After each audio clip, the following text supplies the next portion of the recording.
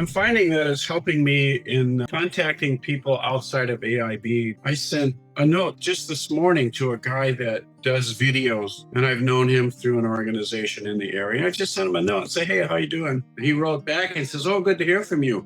I should get you on my podcast." And that wasn't my intent. He says, "Yeah, I'm going to have you on there." So speaking right now, or like sending that note to that guy this morning, even though it wasn't vocal, it was me saying something. So that's been a huge thing for me. My whole life has been getting out of the box, so to speak. I grew up with no voice. Literally, I would be in social situations and my vocal cords wouldn't work. I was frozen. I couldn't talk because I was so afraid of being criticized. So I learned how to be quiet. My art journey has been to use my voice, which is what artists are. That's their goal, is to develop your voice. For me, it was literally my vocal cords. Because, that's just sort of crazy, neurotic fear. Oh, I'm probably bothering people. They don't want to hear this. And that fear may or may not be known to them. And that's what's stopping them. I did that at first, too. Didn't follow up as well as I could have. I'm getting over that. So my attitude is, of course, I want to sell prints of my photographs. Even if I don't, I'm okay. Because what I've accomplished or gained